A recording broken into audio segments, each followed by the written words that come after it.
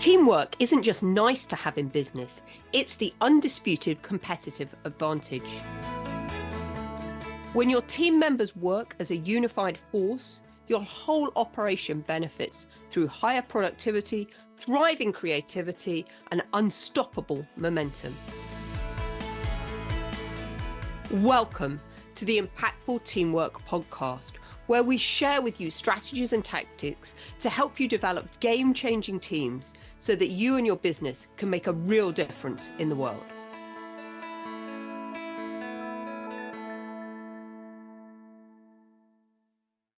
Somewhere in your business right now, there's a piece of work sitting in limbo. Not because anyone on your team isn't clever enough to solve it, but because nobody owns it and nobody has accountability for it. So HR says it's a finance question, and finance says it's an HR question. And IT says they'll look at it once someone confirms whose budget it sits in. You know the score. You've heard it time and time again. And so it waits. It's not urgently broken. It's just quietly stuck in the gap between two boxes on an organizational chart. Now, how many of you can relate to that situation? So what I wanted to do in today's edition of Impactful Teamwork is unlock some of Deloitte's 2026 Human Capital Survey trends, because they've put a number on that feeling of what happens when something is stuck between two different functions or departments in the organization. And this is really telling. 66% of C-suite leaders say that it's very or extremely important for their organization to push beyond the boundaries of traditional functions like HR, finance, legal, IT, and yet only 7% say they're making any real progress in disbanding this old structure of how we used to lead organizations and creating something new. There's an incredible 59% point gap between leaders knowing that something is broken and leaders actually doing something about it. So this is a massive gap in business right now. And this is what we are going to unpack today in today's edition of Impactful Teamwork.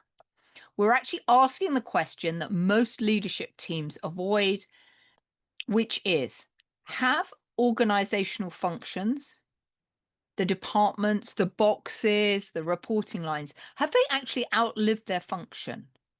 And if they have, what replaces them? And I want to look at this through a new lens for you, because I believe the answers to many of today's business problems lie in nature. So we are going to look at some of these challenges through the lens of nature. Because in my horse herd, they've never had an HR department, and yet the herd coordinates, adapts, and survives in a way that most businesses would actually envy. So let's just wind back the clock a minute. The HR function, the finance function, the IT, the legal team, the procurement team.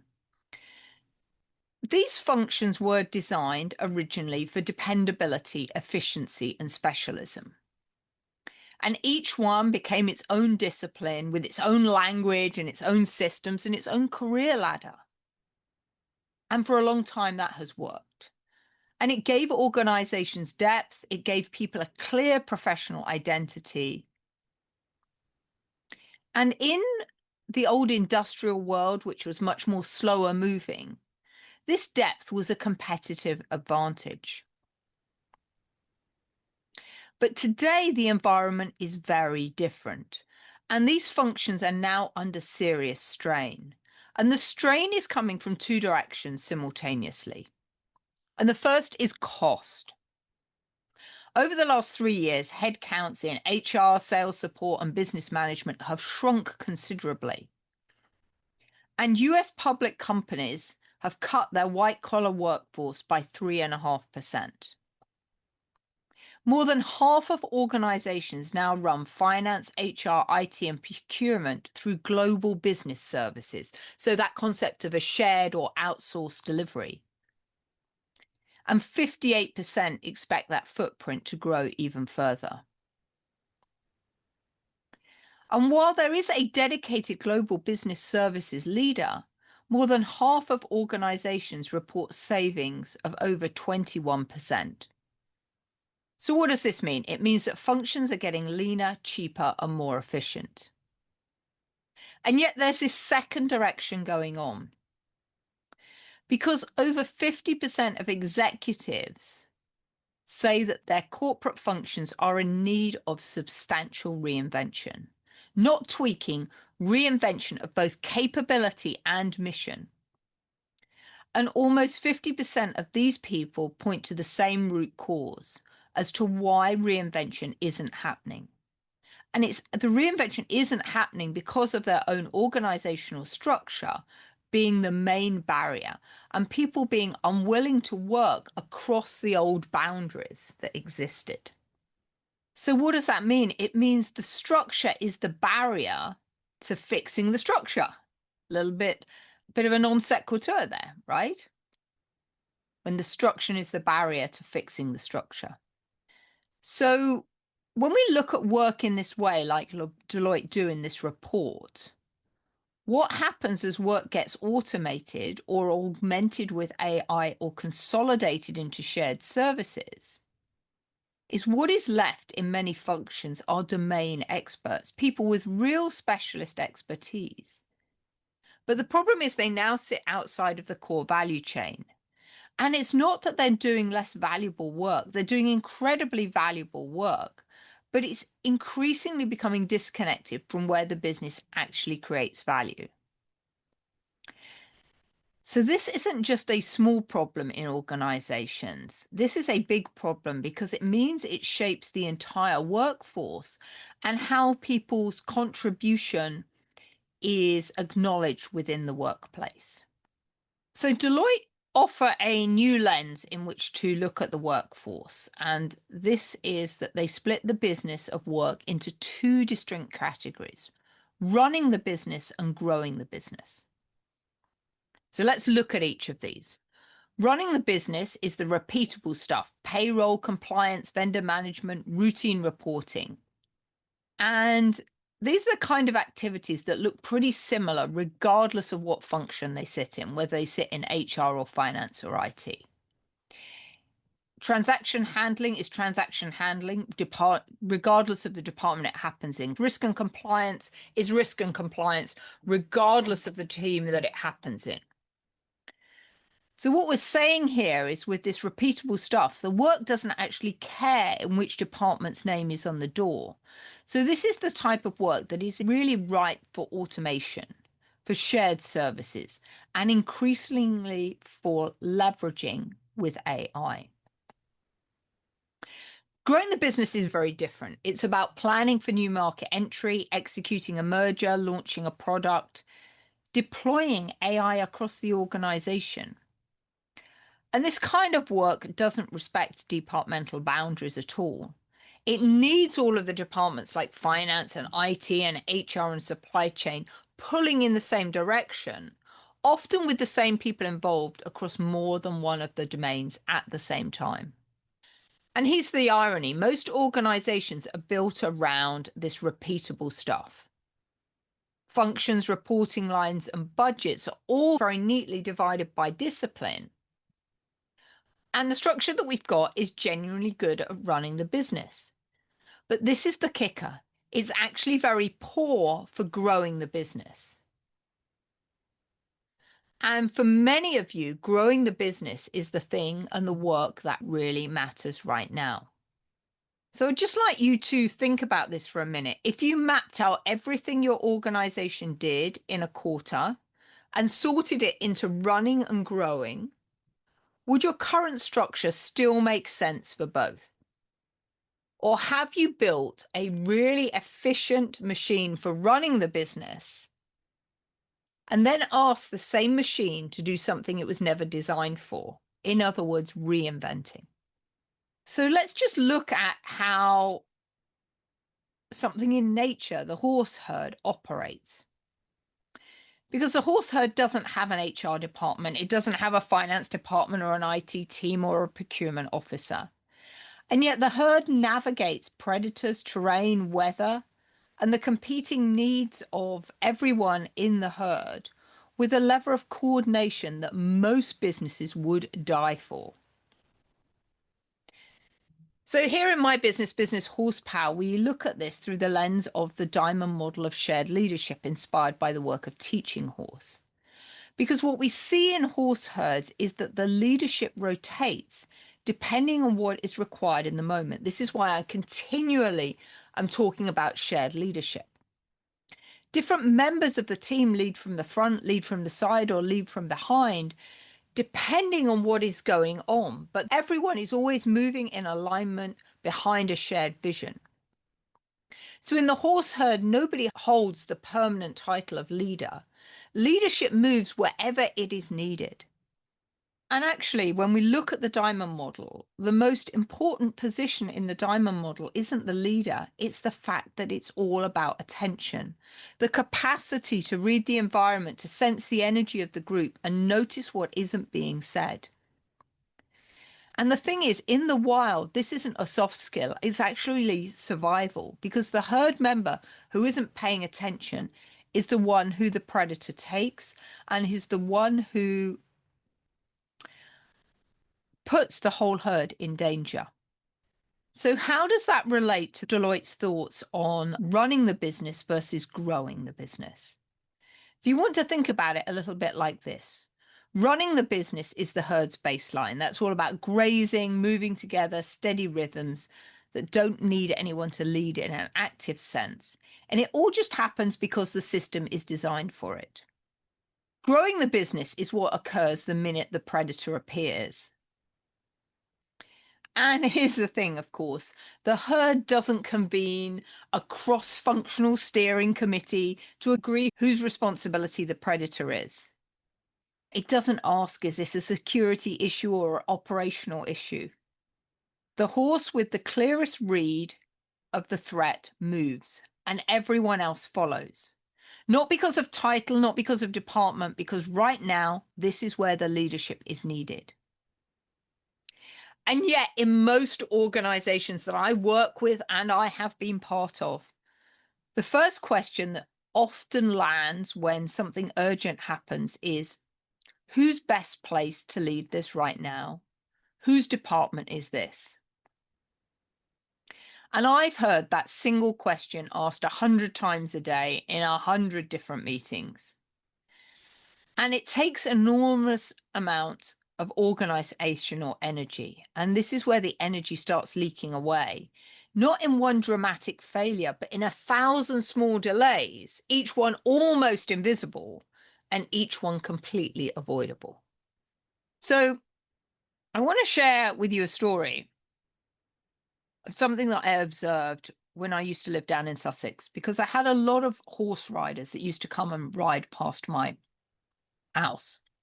And just down the road from my house was quite a fancy dressage yard where a lot of very wealthy ladies kept their horses. And there was one particular lady that I used to see regularly out riding her horse.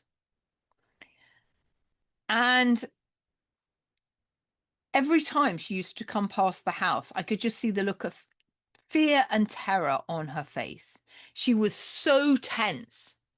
And her horse was really tense too. It was braced. It was ready for something that wasn't going to actually happen. But the horse in its mind, I'm surmising, was thinking that there was danger just around the corner, and it was braced to run. And this woman was absolutely braced on top of it. And one day when she's riding right past the house, I just said to her, could you just breathe for a moment? And as she took that breath and exhaled, she visibly relaxed and the horse visibly relaxed as well. And I think this is what we're seeing happening in organizations right now. We're seeing this underlying level of tension when work gets stuck between departments, when nobody quite owns it, when everyone's covering themselves rather than solving the problem. And this tension, it has to go somewhere, it has to get absorbed. And typically, unfortunately, I'm seeing it's the manager who ends up picking this up on top of their own workload. Or it might even be the customer who ends up waiting extra time for some delivery and they don't even know why. So it's in these interactions between the departments that momentum is getting lost. And Deloitte's Human Capital Survey 2026 exactly describes this scenario when it talks about a CEO preparing for a major product expansion.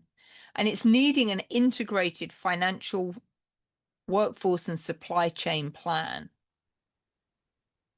And finding that functional capacity is limited, capability is mismatched, and the data simply doesn't join up across the functions involved. Meanwhile, the functional headcount and the leadership layers have expanded over time, adding cost without adding growth. And so this is the tension that actually we're seeing showing up now on the balance sheets within organizations. My horses can't hide what they're carrying, but given enough time, neither can your business. The problem is it just takes longer to notice in the business that there's this cost going on of this lack of collaboration and accountability going on. So what's the alternative? As I read the Deloitte Human Capital Survey, I was really excited because the alternative that they describe sounds a lot like the second lever of my Unbridled Teamship roadmap. It's what I call impactful contribution. Because Deloitte recommend that you decouple domain experts from organizational structure. So what does that mean in plain terms? It means stop locking your best thinking inside a single department and start letting people apply what they know wherever the business actually needs it. And this is exactly what a tool like the GC Index is built for. It maps 5 different proclivities for impact: game changer, strategist, implementer, polisher, and playmaker. And just as an aside, notice that none of those neatly fit into finance or HR or operations. Because you might have a brilliant game changer sitting in your procurement team right now, quietly underused because procurement has never asked anyone for game-changing thinking before. Their function has absolutely nothing to do with actual contribution. The good news is, though, we're already seeing forward-thinking organizations acting in a new way. And let me give you some examples here. Moderna has merged HR and IT under a single chief people and digital technology officer and deployed thousands of tailored AI tools to take routine work off people's plates. When this frees up the capacity for people to work across boundary instead of staying neatly within them. Unilever too has recently given its CFO responsibility not just for finance, but for supply chain, procurement, digital, and business services as part of a 5-year growth plan. And at Cisco, Vice President of People Megan Brazen has adopted what she calls dynamic teaming. So these are cross-functional squads of humans and AI agents assembled around a problem rather than a department, with the static team, in her words, becoming a thing of the past. Also an example from a company called Workly, which is an AI talent platform. They were struggling to give a consistent experience to a globally distributed workforce. And the fix wasn't a bigger HR team or a bigger IT team. It was bringing HR and IT expertise together to redesign onboarding and daily support as one experience, not 2 different handovers and departments within the organization. So when we think about the herd, the lead mare isn't the logistics horse or the security horse. She leads because right now she has the clearest read of the ground ahead. Tomorrow, leadership might shift to a completely different horse. The thing is, nothing about her identity changes. What changes is what's needed. and the herd lets it change without anyone losing the status for stepping back. And of course, this is the biggest challenge that we see in organizations. One of the reasons that I don't see a lot of this change happening is because leaders are fearful of losing their status. Leadership is still driven a lot by ego, and therefore the leader doesn't want to step back because they have some worries about what the ramifications of that for them. Now, I also want to be really realistic here. I don't think it is as simple as dissolve every department and everyone will be fine. These structures are embedded into our organizational cultures and hierarchy and has been for many years. There's always going to be a need in your organization for human expertise, for people expertise, for capability and courageous independent perspectives. The role of the CFO or the CHRO or the chief legal officer often, let's face it, includes delivering an unpopular opinion to the leadership team in the interests of protecting the wider business. And it's really important that we acknowledge that type of stewardship and that any redesign that erodes that decision-making isn't progress. We're just creating a different type of risk. And Deloitte further goes on to talk about the real obstacle here is turf. Leaders hoping to reimagine functions have to be clear-eyed about the human tendency to protect territory and political power, regardless of how agile or cost-effective a new structure might be on paper. And this is where my lovely pony Bracken teaches something very special, because Bracken is my boundary teaching expert. And if you're unclear about what you actually want, if your intention is vague, or you're trying to avoid a difficult decision, she'll barge straight into you, not aggressively, just directly. She makes the lack of clarity impossible to ignore. And so we often talk a lot about turf protection, but turf protection isn't really about the turf at all. It's really about what happens when the intention is unclear, when nobody has said plainly what the function is doing right now and who's accountable for it. When people don't know this type of thing, they don't understand the context of why and when and how something's happening, people default to what they currently have because it's the only certainty available to them. So when we decouple expertise from structure, it isn't really a structural exercise first, it's a clarity exercise. Game-changing trust is the first lever of the Unbridled Teamship roadmap, and it has to come before impactful contribution can do its work. Because without trust and clarity, phrases like "let's work across boundaries" sound like "just make my role smaller," and people will entirely reasonably resist that. So this brings us to the third lever in the Unbridled Teamship roadmap, which is unbridled adaptability. Because most teams sit somewhere on a spectrum between toxic to turbocharged. And at each of the different levels, 4 levels, we have a different leadership mode that's driving that. It might be controlling, coaching, connecting, or co-creating. And this largely determines how the team is going to show up. At the simple end of the spectrum, we've got enhanced collaboration, so more cross-functional representation of how teams work, some shared metrics, but the underlying structure stays largely as it is. That's controlling. It's just got some slightly loosened edges around it. In the middle, there's solution-based learning. So teams built around a specific business scenario, like a merger or a new market entry or product launch, they draw people in across the functions as long as that scenario needs them to be there. And the complex end is what we call reimagination. It's about running the business capabilities under common leadership, enabled by integrated technology and AI, while growing the business capabilities and organization into a fluid solution-based team or experience services partnership supported by domain experts. So that's all about co-creating the future. So at Highmark Health, Marissa Oglen, who is the Senior VP of Enterprise HR, described forming what they have called a workplace innovation team. And this is all about deconstructing jobs, identifying where technology fits, and reconstructing roles across the functions, from nursing to customer service.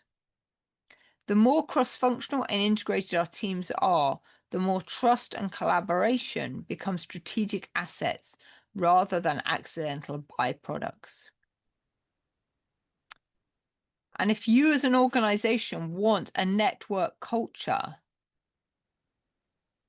you really have to figure out how you're going to create connections and get visibility within the organization. And my horse herd doesn't hold a defensive position all day, every day, regardless of whether there's really a threat. When trust is high and nothing's wrong, the herd relaxes. Individuals graze further apart. Intentions soften, energy is conserved. But when something shifts, it tightens back up fast and reorganizes around who's ever needed. The structure isn't fixed, it's responsive to the environment. And that's the difference between a herd and an organizational chart. One adapts in real time, the other has to be redrawn, reapproved, and rolled out. And usually this takes months or even years to complete.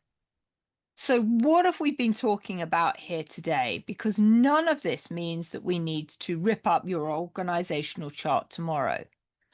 But it might mean sitting with a few questions such as, where this month has this piece of work got stuck purely because of whose department it is? And it's often not because the work was hard, it's because nobody was clearly positioned to lead it. There was no accountability. And you might want to consider mapping your own activities into running the business and growing the business. So 2 columns. What do I need to grow the business? What do I need to run the business? And really assess whether your current structure makes sense for both. Or have you overbuilt one machine and not built the other one? Because these two concepts of machines are required to do very different jobs. And you also might want to consider where in your business is someone currently being treated as, for example, the logistics person or the finance person or the IT person. And what's it going to take for them to develop the skills so that they can coordinate and organize the team going forward? So here's the thought and the provocation that I'd like to leave with you today. The organizational chart was designed for a world that moved more slowly than the one we're in today, a world where specialization mattered more than speed, and where whose job is it was perfectly reasonable. As I said, my herd has never had an organizational chart. It's been managing and navigating uncertainty at speed for millions of years by letting leadership move to where the attention is needed. So maybe today the real question isn't how do we redesign our functions?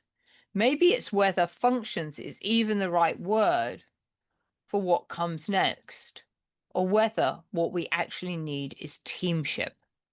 So if this episode of Impactful Teamwork has got you thinking, where is your team carrying the tension? Where is the energy leaking? I'd like to invite you to book a Turbocharge Your Team audit. You can book this at businesshorsepower.com/quiz. And we'll work out the next step together. And if you want to learn more about the Unbridled Teamship Roadmap, I suggest that you, first of all, go and take the Turbocharge Your Team audit at businesshorsepower.com/ and then continue to subscribe to this podcast to Impactful Teamwork, where in other episodes, we'll really be unpacking what does game-changing trust look like within an organization? What does impactful teamwork really mean? And what is unbridled adaptability? How does that work in today's organizations? So until next week, I hope you've enjoyed this edition of Impactful Teamwork, and we'll catch you soon. Bye-bye.